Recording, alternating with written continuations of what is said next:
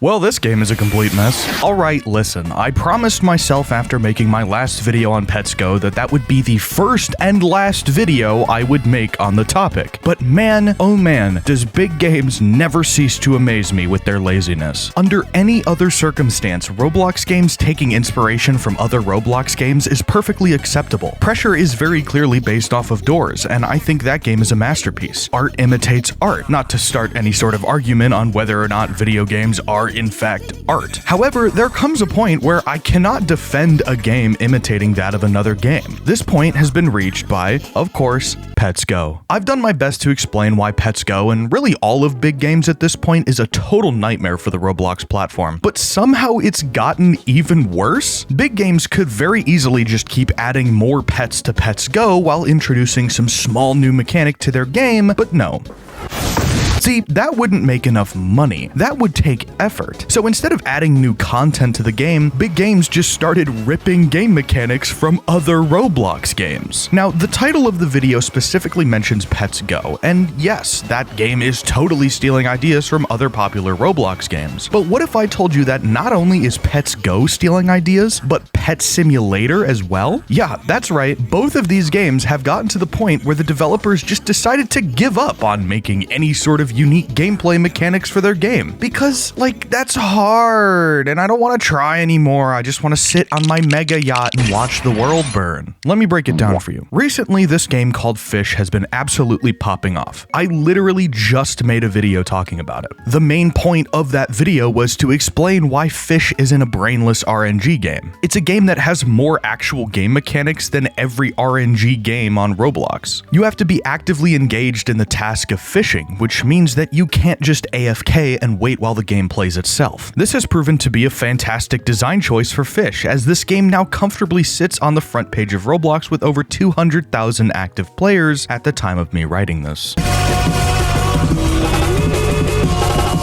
However, while Fish is popping off and proving to Roblox itself that yes, fishing can be fun, something darker has been brewing on the front page that throws a wrench into Fish's success. Big games no doubt saw the success of a game like Fish, which is why a week later, they added fishing to Pets Go.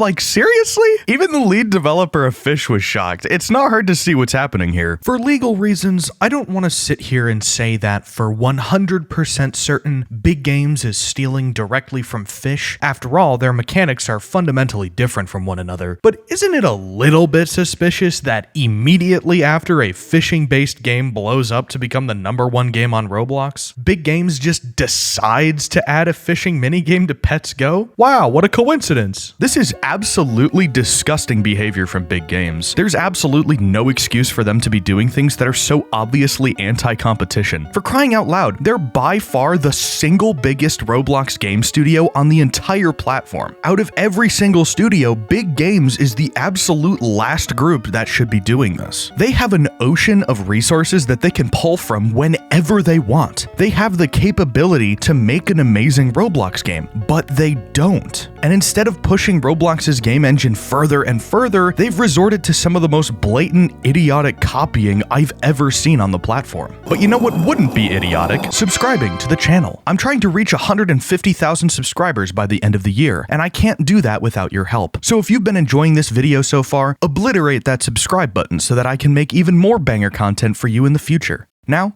back to the video. Pets Go is not even close to the full extent of Big Games' thievery, because this isn't the first time they've stolen a concept and chucked it into one of their games. A while back, there was this huge trend on Roblox that consisted of these standing in line games. If you ask me, it's literally the stupidest concept on planet Earth. All you do is wait in line for something to happen, whether that's standing in line in prison, standing in line for the bathroom, standing in line for heaven? Okay, weird. Also, nice AI thumbnail. This genre of game was already dead on arrival when it was new, but now, making a game like this just seems like the ultimate grift. So what did Big Games do? Steal it, of course. Now, there's an event in Pet Simulator where you just stand in line for a huge pet, and that's how it's marketed. Like, literally all you do is wait for people to leave. You earn coins by just auto-opening eggs with no animation or anything, which is already absolute peak gameplay if you ask me. But the big draw of these line games is the fact that you can spend money, and of course Robux, to cut people in the line to get to the front faster. And what amazing prize awaits you at the front of the line? Nothing. Just another egg you can open for a chance to get a huge pet. Now, I said this update was marketed as wait in line for a huge pet, as in get to the front of the line to obtain a huge pet. Like, the line is the game mechanic, right? Why is there still a gacha mechanic attached to this? This is literally false advertising. What really shocks me about this kind of update is that Big Games has actually managed to genre flip pretty well in the past. Back when I was making my original Pet Sim video, they were having a tycoon event. This event was actually pretty substantial. They did actually put a tycoon in the game that you can upgrade. Granted, the entire system was still 100% based off of the currently existing mechanics that Pet Simulator 99 had, so it's not that much of a W. However, it's still way better than this line simulator garbage. So can I just ask a question here? What is happening? What is Big Games' goal here? Surely they didn't just rip off games like Fish and try to pass it off as their own creation. Surely they didn't just put the most lifeless genre of game on Roblox in Pet Sim and call it a day, right? Right? And here is where we get into the meat and potatoes of this video.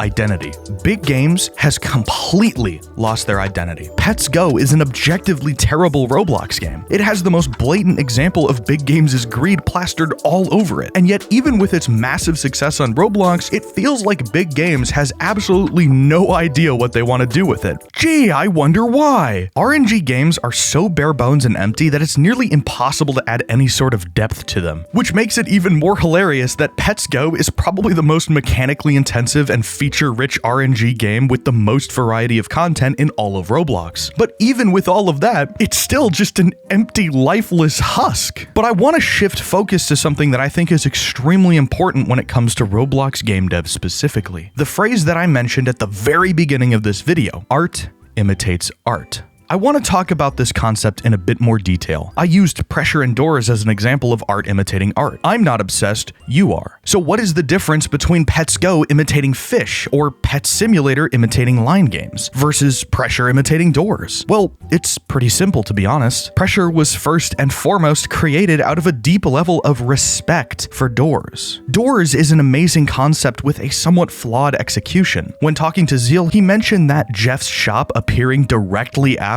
a major moment in the game, like fighting Figure for the first time, is a major immersion breaker. Here is this intense, serious sequence of events with a dramatic conclusion, and not 2 rooms later, here's a bunch of throwaway meme characters with no real substance to them. I talked about how I don't like Jeff and Gablino and Bob because they just kind of feel tossed in and very out of place. And like, I don't say that as like, oh, these characters suck ass. I hate these characters. Right. I say like, oh, why are they here? This is a bit weird. You can kind of see that that's what Sebastian is. It cut out Gablino and Bob and just focused on the shopkeeper itself. Yeah. That's something I feel like Doors could have done better. Zeal thought that that was a big missed opportunity for Doors, so he decided to change how the shop works in Pressure. Sebastian always appears before the first major grand encounter. But what I think is so good about this is that you get introduced to the only real character in the game before that first big dramatic moment. This is what's known as taking inspiration from something. There's a super big difference between taking inspiration from something else and straight up copying that idea.